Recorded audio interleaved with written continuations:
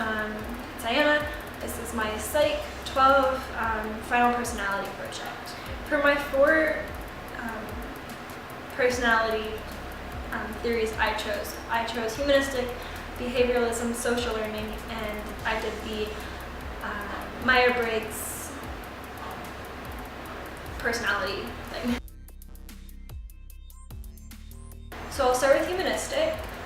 So Maslow's hierarchy of needs. People achieve full potential by moving from basic needs to self-actualization. On the pyramid, there are 5 levels that I'll probably put right here.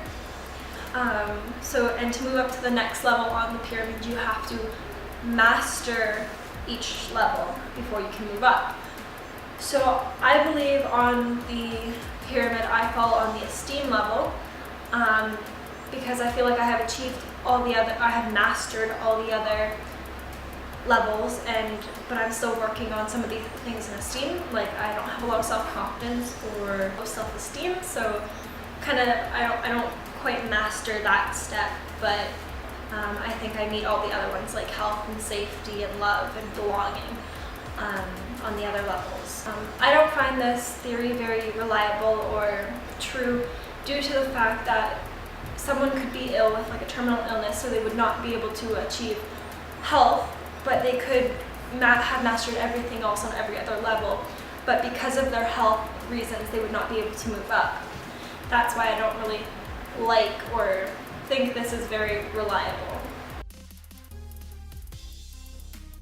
So next I did behavioralist. So this is proper subject matter of psychology is objectively observed behavior and nothing else. So B.F. Skinner focused on causes and how to predict and control behavior. So he used positive and negative conditioning, or operant conditioning, which is learning through rewards and punishment. So for example, if you stay up past curfew, you get something taken away, like a computer, this being a negative reinforcement. And for a positive reinforcement, it's something like if you got good grades, you get some money. I believe there have been multiple times negative and positive reinforcement have been used on me, and I feel like they work pretty well. So for example, for a positive, my uncle promised me when I was 14 that if I kept my grades up, I'd get a car for my 16th birthday. And of course I did. I think I got 1 B in math, or 1 C in math. But other than that, I got all A's and B's. And he kept his promise and I got a car. So for that would be a positive reinforcement. For a negative reinforcement, I didn't do my socials the other day. I do socials online. So I was put under house arrest and I wasn't allowed to leave and go see my friends. Kind of a bigger one I feel that impacted me more was when I was younger. I had a hissy fit and my parents slowly started taking away all my toys until I calmed down, and that was a negative reinforcement showing me that if I did have a hissy fit, I would be punished and my stuff would be taken. So, and this kind of stuff still is in me, where it's like you can't do this or this is gonna happen. Especially words. I feel when people give me good encouragement or like positive re-encouragement, I try and recreate that, and then if someone says that I was doing something wrong, I try not to do that.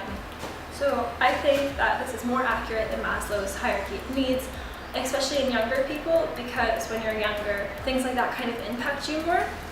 So like say you get put into a timeout, you kind of learn that if you don't like a timeout, then you can't do that one thing or else you're going to be put into a timeout. Also, like I said earlier, that more psychological like rewards and punishments, I feel like that also impacts people maybe a bit older, but I know for me at least it impacts me a lot when I get good or negative reinforcements verbally. So for my next theory or learning, I did social learning. So Albert Bandura created social learning theory, which suggests behavior is learned from the environment through the process of observing others. So people that are being observed are called models. So these are people like your parents, your siblings, or your coaches, your teachers. There are 3 types of models. So there's a live model, which are actual people who are demonstrating and acting out behavior. There are verbal instruction models, which are descriptions and explanations, and there are symbolic models, which are real or fictional characters displaying behavior. So I believe that everyone takes part of the people they surround themselves with, and that becomes kind of like them.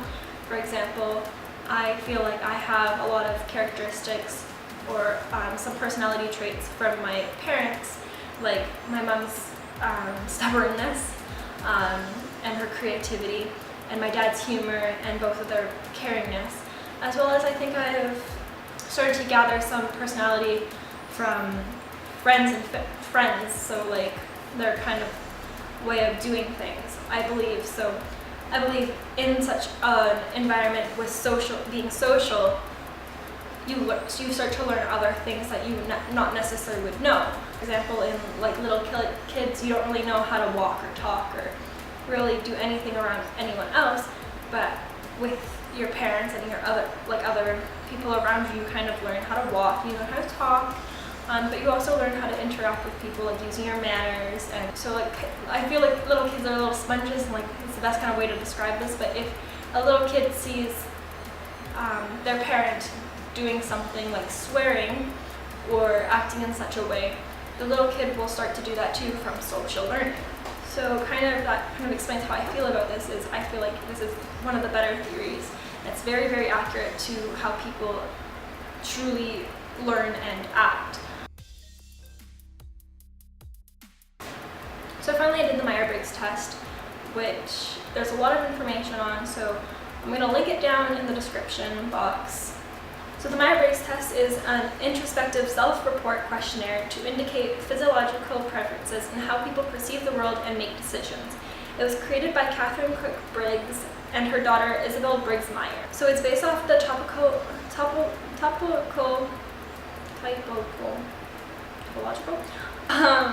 theory proposed by Carl Jung, who said there was 4 principal psychological functions by which people experience the world: sensation, intuition, feeling, and thinking. One being more dominant for a person at one time. So the 4 skill used in the Myers-Briggs personality test or indicator, there have been correlations with the 4 big 5 personality traits.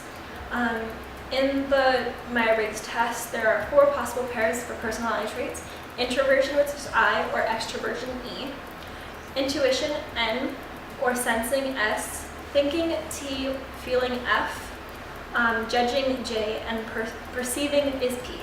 So for me personally, when I took the test, I am an INFJ/T, which means that I am the personality, the advocate.